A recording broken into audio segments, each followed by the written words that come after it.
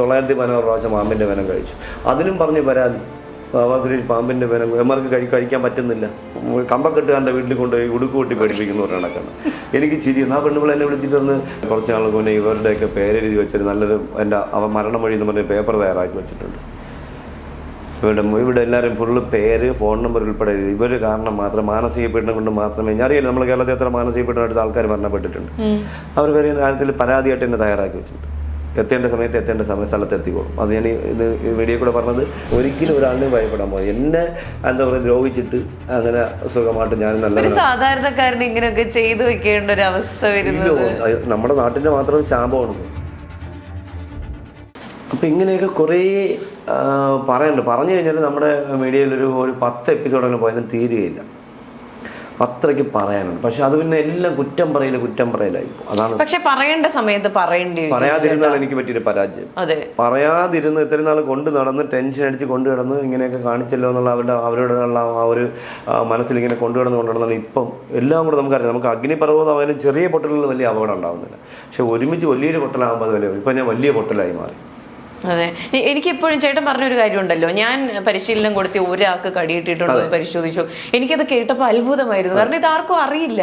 2006 തുടങ്ങിയ അന്നത്തെ DFO ആയിരുന്ന പുകഴേന്തി സാറിന്. സാറ് ഇപ്പോൾ എനിക്ക് തോന്നുന്നത് ചീഫായിട്ട് ട്രിവാൻഡ്രത്തുണ്ട്. പുള്ളി നല്ല സൂപ്പർ വ്യക്തിയാണ്. അദ്ദേഹത്തിന്റെ പോക്കറ്റിൽ നിന്ന് ഞാൻ പേനയെടുത്ത് രാജഗോപാലെ പിടിച്ച് പേന എടുത്ത് പിടിച്ച് കാണിച്ച് തുടങ്ങിയതാണ് ഞാൻ പുള്ളിയുടെ മുന്നിൽ വെച്ച്.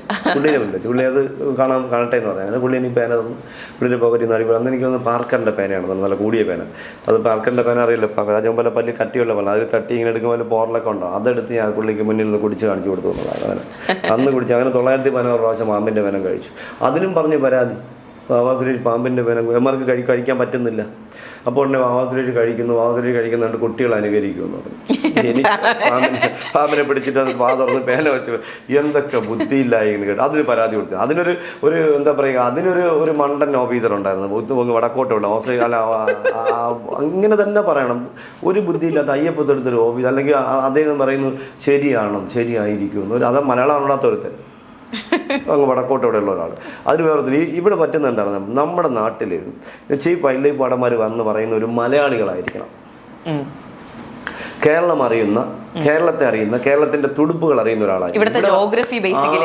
ഇവിടെ പറഞ്ഞ എന്താണെന്നറിയാം, മറ്റേതെങ്കിലും ഒരു സംസ്ഥാനത്ത് നിന്ന് ഇവിടെ വരുന്നു, 6 മാസം ഇരിക്കുന്നു, അല്ലെങ്കിൽ 1 വർഷം ഇരിക്കുന്നു, ഇവിടെ നിന്ന് കിട്ടാവുന്നിടത്തോളം വാങ്ങുന്നു, പോകുന്നു. ഇവിടെ ആരെടുത്തും ഒരു ബാധ്യതയില്ല. സുരേഷിനോടും ബാധ്യതയില്ല, ഇവിടുത്തെ ജനങ്ങളോടും ബാധ്യതയില്ല.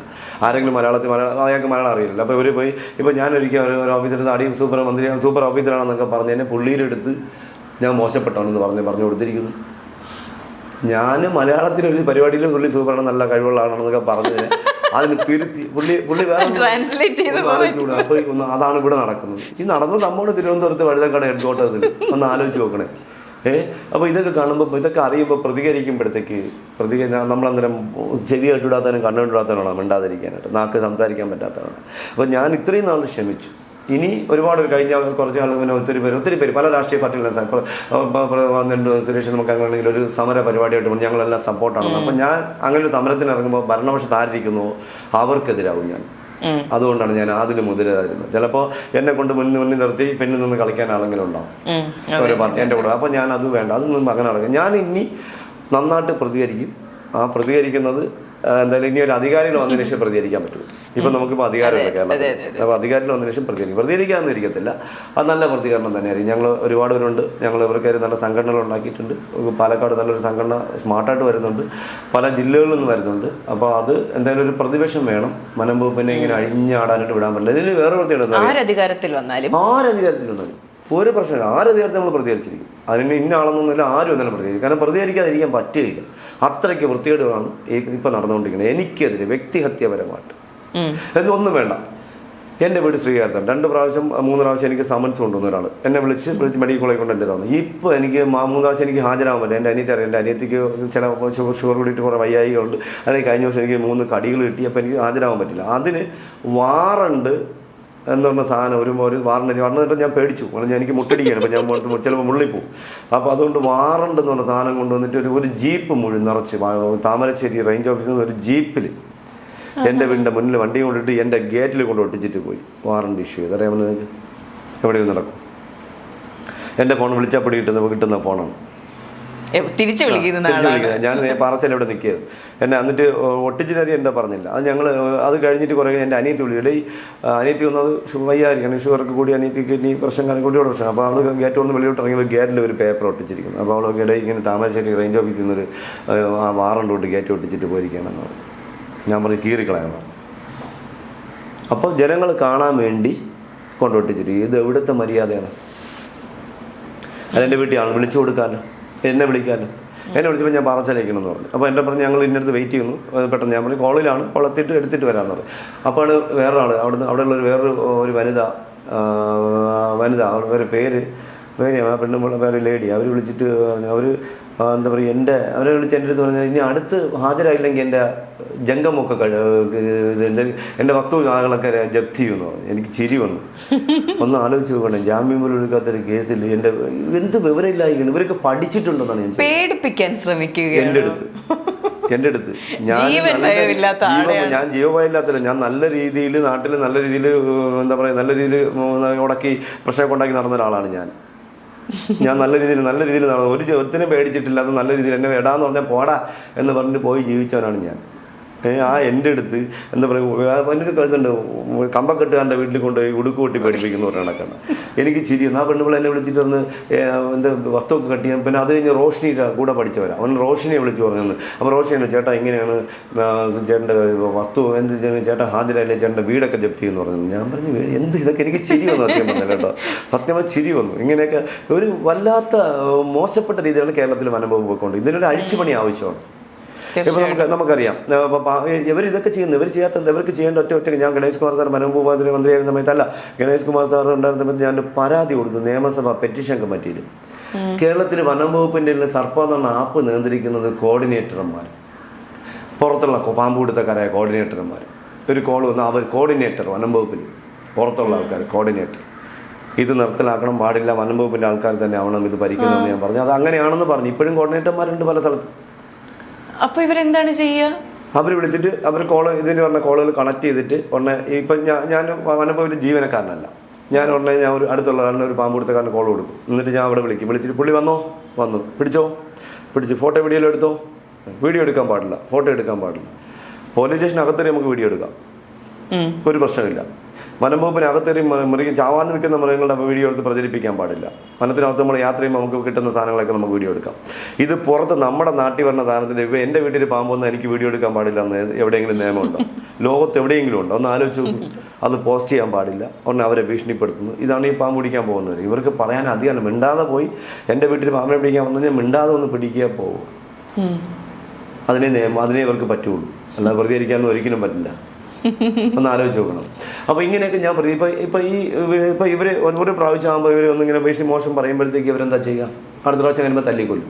അപ്പോൾ നിങ്ങളെ വീട്ടിൽ പറഞ്ഞാൽ ഏത് ജീവി നിങ്ങൾക്ക് കൊല്ലാം. നിങ്ങളുടെ ജീവനക്കാരും വലുതല്ല മറ്റൊന്നും. ജീവരക്ഷയ്ക്ക് വേണ്ടി എല്ലാ ജീവനെയും നമുക്ക് കൊല്ലാം, ഒരു പ്രശ്നമില്ല. അത് പോട്ടെ, അവിടെ നിൽക്കട്ടെ. അപ്പോൾ ഈ കോർഡിനേറ്റർമാർ ഉടനെ വിളിച്ചിട്ട് പൈസ കൊടുത്തോ. അപ്പോൾ ഇവർക്ക് വേണ്ടപ്പെട്ടവരാണ് പോകണമെങ്കിൽ പൈസ കൊടുക്കാൻ പറയും, കുഴപ്പമില്ല. ഇവർക്ക് പ്രശ്നക്കാരാണ് പോകണമെങ്കിൽ പൈസ ഒന്നും കൊടുക്കണ്ട, ഫ്രീ ആണ്. പാവപ്പെട്ട ഇവിടെ നിന്ന് 500-600 ഓട്ടോ ഓടിച്ചായിരിക്കും. എനിക്ക് വട്ട് കയറിയിട്ടാണ് ഞാൻ ഈ പലിശയ്ക്ക് പൈസ എടുത്ത് ഇത്ര നാൾ ഈ 30-39 വർഷം ഞാൻ ഓടി. ഇനി എന്നെ കൊണ്ട് ഇങ്ങനെ ഓടാൻ പറ്റില്ല. ഒന്ന് പ്രായം കൂടുന്നു, ബാധ്യതകൾ കൂടുന്നു, വീട്ടിലെ പ്രശ്നങ്ങൾ. അങ്ങനെ അമ്മയ്ക്ക് പ്രായമായിരിക്കുന്നു, അച്ഛൻ ക്യാൻസറായിട്ട് മരണപ്പെട്ടു, ഇങ്ങനെ കുറേ പ്രശ്നങ്ങളുണ്ട്. അപ്പോൾ എനിക്കിനി അതുപോലെ ഓടാൻ പറ്റില്ല. അപ്പോൾ ഞാൻ ചില സ്ഥലങ്ങളിൽ ചെല്ലുമ്പോൾ ഇപ്പോൾ ഇവിടെ പോയി നമ്മളെവിടെ പോയി ആലങ്കോട് പോയി അല്ലെങ്കിൽ പാരിപ്പള്ളിയിൽ പോയി. അവർ ചിലപ്പോൾ 500 രൂപ അല്ലെങ്കിൽ ഇന്നലെ ഞാൻ ഇവിടെ ബാലരാമത്തിനപ്പുറത്ത് 300 രൂപ വെട്ടിക്കളച്ചെടുത്ത് 300 എന്ത് ചെയ്യാൻ പറ്റും? 300 രൂപ ഉള്ളെന്ന് പറഞ്ഞു. 300 ജീപ്പ് ചെയ്തെന്ന് വാങ്ങി. പല സ്ഥലത്തും ചെല്ലുമ്പോൾ അവരോട് ജീപ്പ് ചെയ്യാത്തവരാണ് ഒരുപാട് പേരുള്ളത്. അപ്പോൾ ഞാൻ ഈ പലിശയ്ക്ക് വാങ്ങി. ഈ പലിശയ്ക്ക് വാങ്ങിച്ചു വരുന്ന സമയത്തിന് കൊടുക്കാൻ പറ്റില്ല. അവർ തള്ളക്ക് വിളിയായിരുന്നു, അവർ തന്നെ അമ്മയ്ക്ക് വിളിക്കും. ഒത്തിരി പേര് വിളിക്കുന്നത്. വണ്ടി വാടകയ്ക്ക് എടുത്തിട്ട് സമയത്തിന് പൈസ. ഇപ്പോൾ ഒരു വണ്ടി ഉണ്ടായിരുന്ന വണ്ടി ആക്സിഡൻറ്റിൽ പെട്ട് വർഷാപ്പിലായിട്ട് 3 മാസമായി.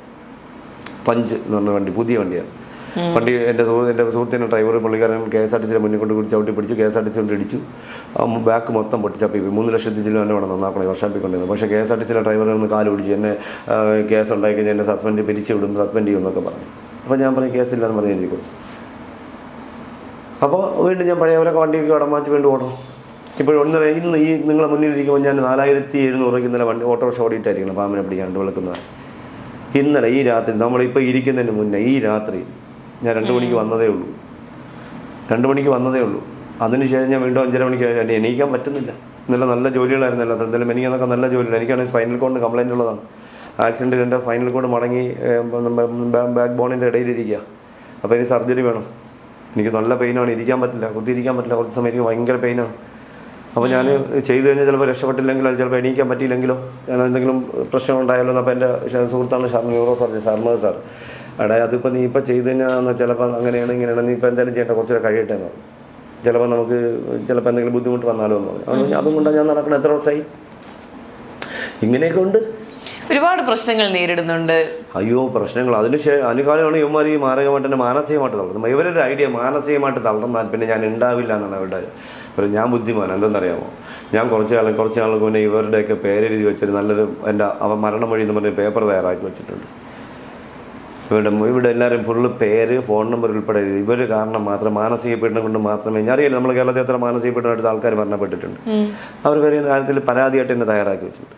എത്തേണ്ട സമയത്ത് എത്തേണ്ട സ്ഥലത്ത് എത്തിക്കോളും. അത് ഞാൻ ഇത് വീഡിയോ കൂടെ പറഞ്ഞത്, ഇത് ആരെങ്കിലും ഓർത്ത് വെക്കണം, എനിക്ക് എന്തെങ്കിലും സംഭവിച്ചാൽ ഓർത്ത് വെച്ചാൽ ഇന്ന സുരേഷുണ്ട്, അപ്പോൾ ഇന്ന സുരേഷിൻ്റെ വേണ്ടപ്പെട്ട ആരെങ്കിലും അത് കാണും. അപ്പോൾ അവർ കണ്ടെത്തിക്കോളും. കൃത്യസമയത്ത് എത്തേണ്ട സമയത്ത് എത്തിക്കോളും. ഉറപ്പായിട്ട് ചോദിച്ചിട്ടാണ് തന്നെയാണ് ഞാൻ കല്ലുപോലെ നടക്കുന്നത്. ഒരിക്കലും ഒരാളിനെ ഭയപ്പെടാൻ പോകും. എന്നെ എന്താ പറയുക ദ്രോഹിച്ചിട്ട് അങ്ങനെ സുഖമായിട്ട് ഞാൻ നല്ല സാധാരണക്കാരന് ഇങ്ങനെയൊക്കെ ചെയ്തു വെക്കേണ്ട ഒരു അവസ്ഥ വരുന്നത് നമ്മുടെ നാട്ടിൻ്റെ മാത്രം ശാപമാണിത്.